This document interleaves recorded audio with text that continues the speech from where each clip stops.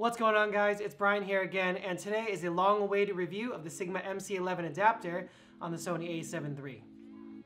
The Sony A7iii currently has the most up-to-date and probably the best autofocus system in the whole Sony lineup right now. Some may disagree and say that the A9 is better, but in terms of adapted lenses and when you want to use the MC-11 adapter, I think it has a decent advantage.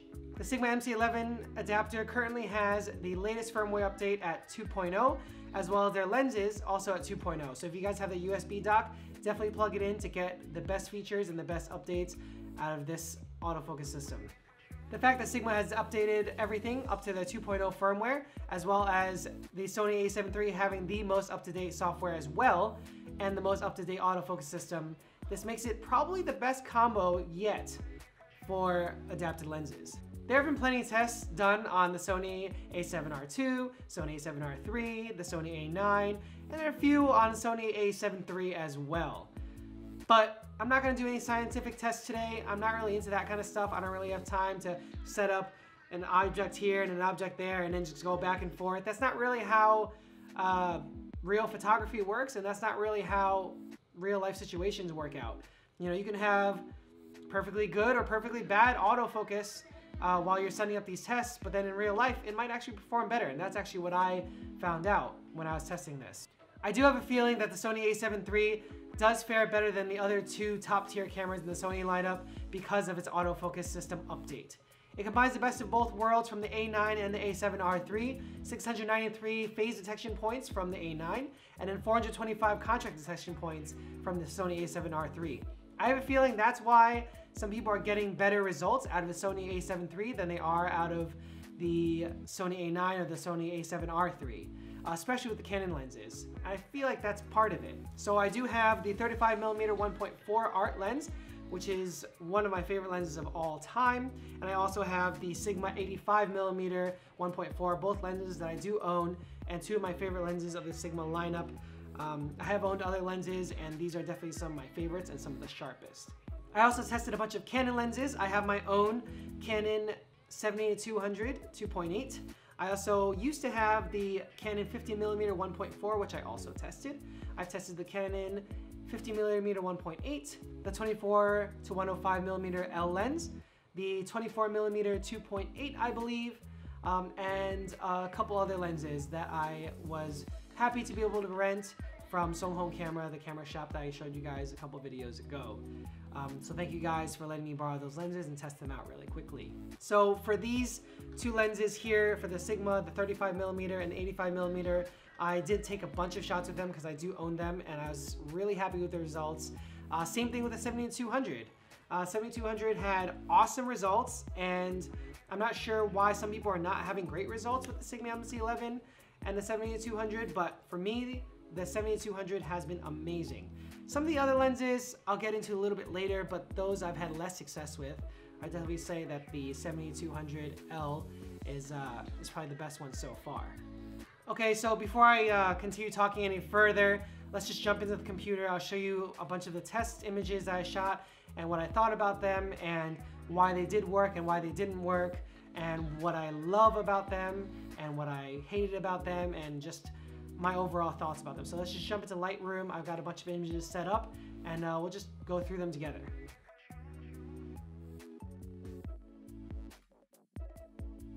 Okay, so just jumping in here, we're gonna get into the photos that I took with the Sigma lenses and the Canon lenses on the Sigma MC-11 adapter. We have a bunch of photos here that I wanna go through just really quickly and show you what results I got from them. We have 5 photos here, 1, 2, 3, 4, 5 here, that are the Sigma 35mm art lens. Then we have number 6 through 9, as you can see up here, 6 through 9 are the Sigma 85mm art lens.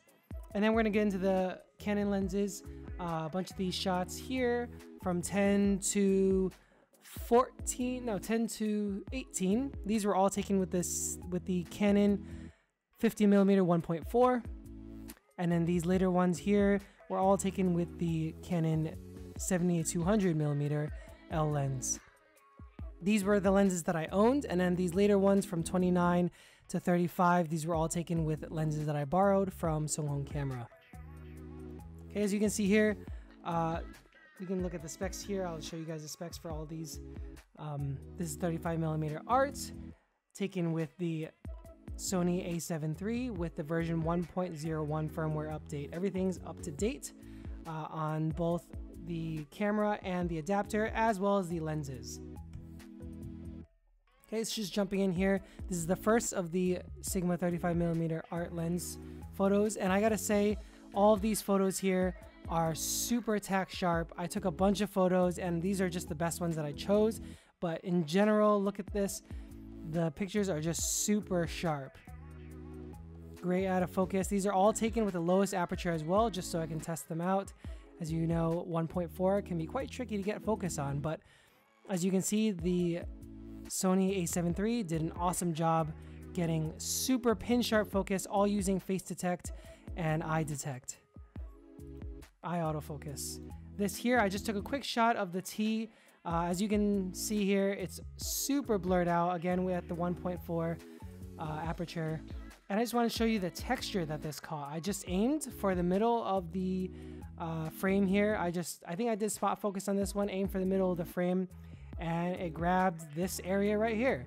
As you can see, there's a little bit of lint here, and the condensation building up on the letters almost makes the ink look like it's like 3D, even though the ink was completely flat. So really, really great texture here. Even this bubble here that's a little bit out of the plane is out of focus. This is super sharp, amazingly sharp. If you want the best results of your Sigma Glass and you want to use the MC-11 adapter, this is probably the best results I've ever seen with both of these lenses, the 35mm and 85mm art. Again here, we're getting some food, and look at this, ridiculously sharp, so sharp on the eye. These are all, again, using eye autofocus and face detect. If eye autofocus didn't catch, which most of the time eye autofocus did catch, if it didn't catch, it would use face detect. But as you can see here, definitely was eye autofocus. Look, just out of plane here is the other eye, and it is just ridiculously sharp on this side and out of focus on this side. This was during another trip that we had, and just zooming in here, let's focus. Oops, here we go. As you can see here, eye autofocus caught the eye right there, and the other eye's out of focus. Really, really beautiful shot. I mean, just generally great focus. Her skin here and her forehead, awesome focus. Now we're moving on to the Sigma 85mm art, and this lens is one of my favorite lenses of all time.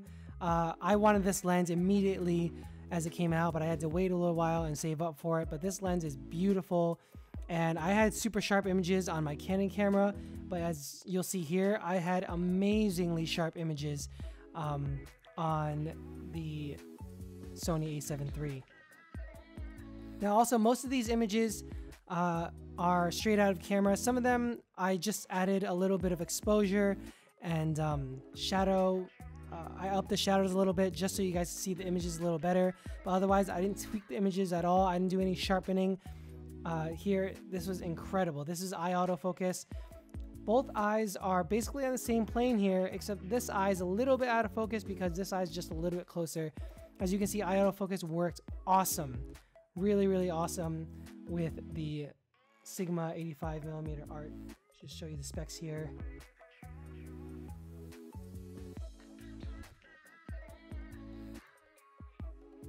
Again here, let's just focus in on the eyes. Eye autofocus, an amazing job. Super, super sharp. Sharpest images I've ever gotten from this lens. Again here, just want to test it out. And I mean, like, this nailed focus 9.5 times out of 10. And this was using both single shot autofocus and continuous autofocus.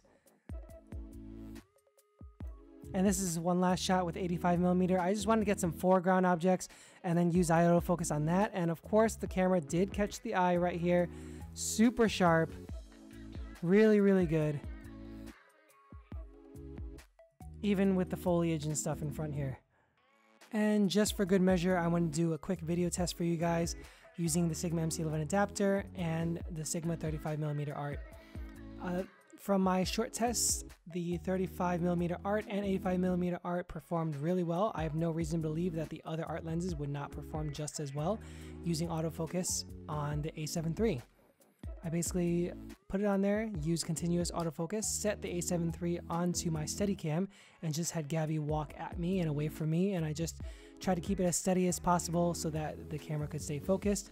As you can see, the lens had no problem locking on the focus and keeping focus the entire time, whether I was moving around her or moving her from one side of the frame to the other. It just locked focus throughout the frame the entire time, losing focus very little. If you want that super sharp focus all the time, you might want to use manual focus, but autofocus works perfectly well, especially if you're using this on a gimbal or on a Steadicam. You can definitely rely on the Sigma MC-11 adapter and Sigma art lenses to keep focus. The only thing is that it does make a little bit of noise focusing, especially using continuous autofocus. So if you use a shotgun mic, I would probably advise against using that audio. I'd probably advise you to use a lav or some other off-camera audio, just so that you don't get any of that sound interference. But if you aren't using audio like here, and you're just using it for slow motion or B-roll shots, this is perfectly fine. So as you can see through the photos, the Sigma MC-11 adapter with native Sigma Glass updated to the firmware 2.0 update is amazing. It's amazingly sharp. You never have those front focusing, back focusing issues like you would on a Canon body. I never had to micro adjust or anything like that. If you want the best and the sharpest quality from these Sigma lenses that you paid so much money for, get the Sigma MC-11 adapter, put it on a Sony camera, whether it be this or the A7R III, and you'll get some of the best images you've ever seen from these pieces of glass that you own. I've owned the 35mm and 85mm for a while now, and I've loved the results that I've gotten from them, but sometimes they just don't hit focus the way that you want it to. Mirrorless cameras don't have that problem. So if you want the crazy image quality from the Sigma 85mm or the 50mm or even a 35mm, throw it on an MC-11 adapter on a Sony body and just have your mind blown. It's amazing. It works for video, it works for photo. It's just awesome. Do not hesitate. It's definitely worth the investment if you have Sigma Glass or Canon Sigma Glass and you're moving over to the Sony A7 III. Okay, so we're gonna move on to the Canon 50mm 1.4. This is a lens that I owned and I actually sold for this Zeiss 55mm lens here that you'll see in a second. The 50mm actually at first worked great. It was a really good size. It focused really quickly. It was generally a good lens on the Sigma MC-11. But here, as you'll see, I focused on the Zeiss logo here. This is using spot focus. I focus using the 50mm. Here, we'll just take a look here. 50mm 1.4. And just in general, it was okay, but it just wasn't as sharp as I wanted it to be. You know, it locked focus really quickly, but it just wasn't as sharp. I mean, I think it's an older lens. I did buy that lens used in the past, and it just didn't perform as well as I hoped it would, and therefore I traded it in and just paid a little extra for the Zeiss 55mm.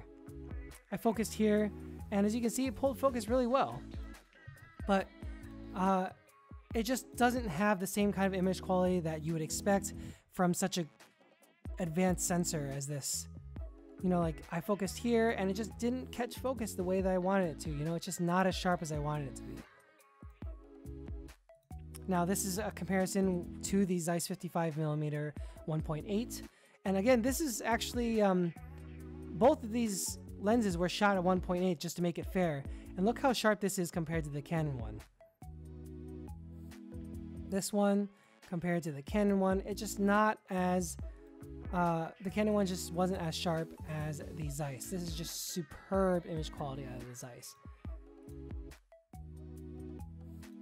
Again, here, this is another Zeiss shot.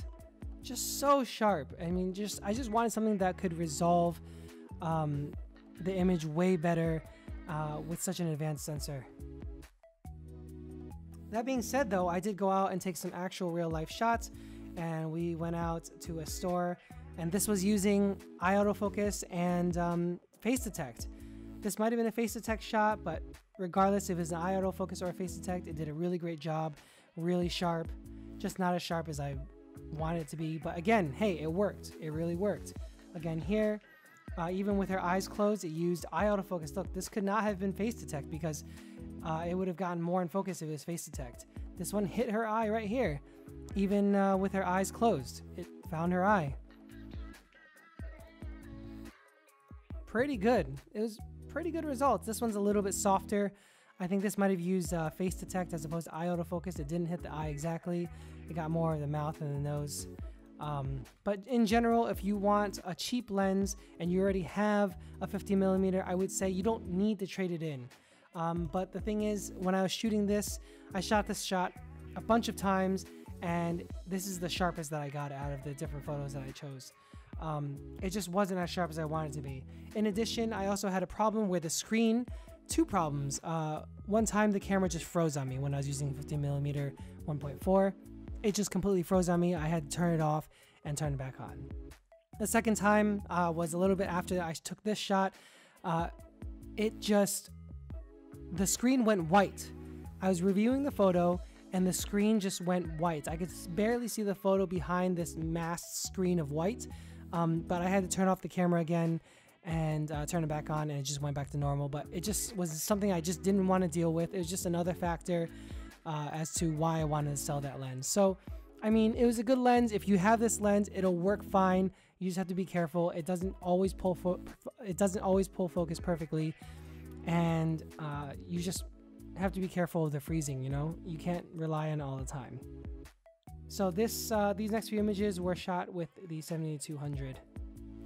So as you can see here, sometimes even with Sony lenses, I've had this happen. Even with Sony lenses, it will hunt between the two eyes. It'll just shift back and forth between two eyes. If you watch other people's videos, even with Sony lenses, autofocus will go back and forth between two eyes. This whole shoot, I use continuous autofocus, so I just happened to click the shot that I liked best on this eye was this eye. But again, still super sharp, given that, you know, if that's the eye you're looking for, that got super sharp focus. Again, great autofocus background, really great eye autofocus here. It might have been face detect, but still, look how sharp this image is. This is, I mean, I've had super sharp images with my 5D Mark III, but this is definitely some of the sharpest images that I've ever had from any camera that I used with this lens. Okay, going to this one, let's look at it again. Oh, this one is a little bit out of focus. It might have been just hunting for a second here, and I clicked it using face detect. But again, if you can see here, it's still an awesome image. It's still really sharp, just really good looking in general. Again, just want to test it here. I raised the exposure and the shadows a little bit just so you guys can see. This is using eye or face detect. Again, really great. Okay, again, eye autofocus. Bam, nailed it. Ridiculously sharp. So sharp, resolves every single detail. This lens is a beast. It works super well on the Sigma MC-11 adapter. I didn't have any freezing issues. I didn't have really any problems at all when I was using this lens. As you can see here, this actually locked on even when she was winking. It locked on the eye that she was winking with, which is pretty crazy. The sharper eye is the winking eye, not the open eye. So that's pretty awesome. Again, really great image. And then I just wanted to make sure that it wasn't a fluke, so I just took some low light shots here. As you can see, I did take these at 1/50 of a second, so I was kind of a dummy, and some of the image quality loss might have been just because I was holding this at 1/50 of a second handheld at 2.8, and then it was at ISO 2000. Still, again, really sharp, and the IBIS did a really great job as well, but I think some of the blurriness might have been my fault, to be honest. I wouldn't attribute that to the camera. Again, it just didn't really have any problems hunting in low light. This again, I shot at 1/50 of a second, so that again was my fault. But again, hey, this image, super sharp, perfectly usable at 2000 ISO. Again, I wanted to get some foreground objects here. And again, this is 1/50 of a second. A little bit grainy, ISO 2500. But hey, still a usable image. Definitely could work on it a little bit. But still a cute image, still really good. Okay, so next up, we're going to take a look at the 24 to 105 images that I borrowed. 24 to 105 L lens is kind of a legendary lens in terms of its reliability and general sharpness. I've used it once or twice in the past, but I mean, it's not, you know, one of the top tier L lenses, I would say. It's one of the cheaper, not as, I guess, lauded L lenses out there. So these next couple images are from that. This one, let's take a look at the specs here. 1/80th of a second, interesting, at f4, ISO 5000. That could be why it's a little bit grainy. Air at 70 millimeters. Okay, but still, hey, it still caught it pretty well. Again, L lenses generally do great. I think it's just the general reliability and dependability of these L lenses. Okay, this one again at 70 millimeters, pretty good. A little bit grainy. I think this might have been due to my handshake as well at 1/80th of a second. But hey, it's still a really usable image. Next up, we're going to take a look at the 24mm f2.8 lens, Canon lens. And this lens performed really well, but I'm not really surprised because it was shot at 2.8, and generally as a wider aperture lens, it finds focus much easier and much sharper. This lens did a really good job. As you can see, this is probably the best performing lens that I had of the lenses that I borrowed. So again, f2.8,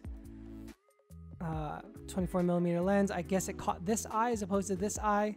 Still really sharp image, still really usable. Performed pretty well. Okay, and next up and last but not least is the 50mm 1.8, the nifty 50 from Canon. So if you guys have these lenses and you want to use them on MC-11 adapter, as you can see, it works pretty well. For photo, definitely not for video, but for photo, it works really well. Let's take a look at the XF data here. 125th of a second at f1.8. These were all shot at the lowest aperture, of course. At 50mm, again, of course, because it's 50mm f1.8 at ISO 12,500. And this lens, I mean, it's nifty 50, right? It's a pretty sharp lens for the price that you pay for it. It focused generally pretty well with this other picture, I believe. Yeah, that's really sharp right there. So, I mean, it did do a little bit of hunting. The 50mm 1.8 did do a little bit more hunting than the 1.4, but I would say not that much more hunting. It's generally a pretty quick lens because it is focused by wire. But as you can see, it did a respectable job. I mean, this was using probably face auto detect. I don't think the eye autofocus for these last few lenses worked as well as the other two. I mean, I would say it probably worked as good as the 50mm 1.4, not as good as the two L lenses for sure. And as you can see here with Canon Glass, sometimes it works great, sometimes it doesn't. I have a feeling that I used kind of older glass, or maybe the glass was a little bit worn, or I don't really know the used quality of some of those glasses because I just did borrow it from the camera shop and they were used lenses. So I'm not sure if it was because of that, or if it's just because some of those Canon lenses are getting kind of old, or those lenses were just not made for these higher quality sensors that we have nowadays. Even the 7200 is amazing in really well lit environments or properly lit environments and subjects. But at the same time, sometimes at night, even though it is quite sharp, it still, I feel like, loses some detail. That being said though, when it hits focus, which is most of the time, and autofocus works, face detection works, eye autofocus works, when it hits, like I said, which is most of the time, I would say 90% of the time, maybe 95% of the time, it has amazing results. This lens always gave me super sharp results on my Canon 5D Mark III, and it's given me amazing results as you saw through the pictures there. it's just an incredible lens overall. I do hear that they are updating the 7200 to Mark III soon. The other thing I did want to mention though is the frame lines for the Canon lenses. So when you adapt Sigma lenses onto the Sigma MC-11 adapter onto the Sony camera, you get the full frame of autofocus. So you don't get any like cropping of where the autofocus points stop or whatever. But the Canon lenses, when you adapt onto it, you get these little gray notches that basically frame where the autofocus points will hit. Anything outside of that frame, as you can see in this picture here that I'll show you, anything outside of this frame, the autofocus points will not hit at all. No face detection, nothing. If you have even maybe half your face outside of that square area, it might not pick up, and that might be one of the problems. A lot of people don't notice that when they're shooting maybe in broad daylight or something, and they don't see those gray marks around their autofocus area or their screen. So they're kind of saying, oh man, like I can't get this in focus. But generally that area, if you take a look at it, is about the same size, 68% I would say generally, is about the same size as the A7R3's focus area. If you guys forgot, A7R3 has 399 phase detection points, and they cover about 68% of the sensor or the viewfinder area. So if you look at that square, you could probably guesstimate that it's about the same size. So I don't really feel like it's a huge disadvantage when you're using Canon lenses and you have that, I don't know, I guess the frame around it that kind of limits the amount of autofocus points that you have. Yes, the 693 points would be amazing, but I mean, you can't win them all with the adapted lens on the Sigma MC-11. One thing to note when you are using a Sigma MC-11 adapter though, is that with Sigma lenses, you get all the features of the Sony autofocus system in the menu. So you get autofocus single shot, autofocus continuous, autofocus automatic, you get DMF, you get manual focus, you get all that stuff with the Sigma MC-11 adapter with Sigma Glass attached to it. Now, with Canon lenses, unlike the Metabones adapter, with Canon lenses, you get a limited amount of autofocus options. So with the MC-11 adapter on the Sony bodies and a Canon lens like this, you only get, I believe, autofocus single shot and autofocus continuous. You don't get the autofocus automatic, which I never use anyway, and the DMF, but you do get manual focus when you switch it to manual focus mode. And you still do get that zoom in magnification focus assist option as well. So that is something to note. The Metabones adapter does adapt Canon Glass better, but if you are using an MC-11 adapter and you only want to buy one adapter, the Canon lenses are perfectly usable on the MC-11. Okay, so that definitive answer that you've been looking for, that I've been looking for through all the reviews and stuff, with no scientific tests or anything like that, your definitive answer as to whether or not you should get the MC-11 adapter for the Sony A7 III specifically is yes, you should. If you have Sigma Glass, definitely, hands down, absolutely, Sigma MC-11 adapter will save you a ton of money. It'll save you from buying a lot of Sony Glass. It works perfectly. That being said though, it only works for certain people with certain use cases. Number one, if you're a portrait photographer and you have controlled environments, you're in a studio or anything like that where you can take your time, Sigma MC-11 adapter or any adapted lenses are perfect for this. If you are a wedding photographer or a sports photographer where every shot counts and you cannot miss an autofocus shot, I would say just be careful. Most of the time I would lean you towards Sony native glass. If you have high-paying jobs that require you to get that perfect focus every single time at a super fast rate, definitely get Sony native glass. So there's two camps. If you're a portrait photographer, model photographer, fashion photographer, product photographer, landscape photographer, Canon and Sigma Glass will be awesome on a Sigma MC-11 adapter. That is your definitive answer for those categories. If you are a wedding photographer, sports photographer, some other high-speed action, need to get every shot, every single autofocus spot on, do not get the MC-11 adapter with adapted glass. That is your definitive answer. This is for professional portrait photographers, model photographers, fashion photographers, landscape photographers. If you're a professional and you want to switch to the Sony A7 III or the Sony system with the Sigma MC-11 adapter with Sigma Glass or even Canon Glass, this is going to be an awesome choice. You do not need to switch all your glass over. You do not need to sell all your glass right now. In the future, if you want to, that's fine. But if you're a fan of Sigma lenses and Sigma Glass and the image quality and the colors, which I'm a huge fan of, Sigma MC-11 adapter for those professional use cases, yes, even for professionals, it's an awesome choice. If you're making videos and you're making films and you want to do manual focus or even some autofocus, as you saw in the video, autofocus is awesome with a Sigma MC-11 adapter. As long as you're using an external recorder for audio while you're using the Sigma MC-11 adapter on Sigma Glass, you'll be perfectly fine. But if you are filming, it's still a great option. You get that awesome Sigma quality, great autofocus, same quality autofocus as I would say, or pretty close to Sony Glass. If you are filming with Canon Glass and you are using manual, that's fine. If you're using autofocus, I would say no, never. Do not use Canon Glass in autofocus mode on a Sony A7 III or any Sony camera with the Sigma MC-11 adapter. It just doesn't work. Okay guys, that's it. I remembered to record the ending, the outro, whatever this time. If you guys liked the video, if you found it helpful, if you guys have any questions, if you guys want to see more or you have any comments or suggestions as to what you want to see next, definitely leave a like, leave a comment, leave a dislike, whatever you got to do. Subscribe, please, it'll help the channel out, and I'll see you guys next time. Thank you again for watching.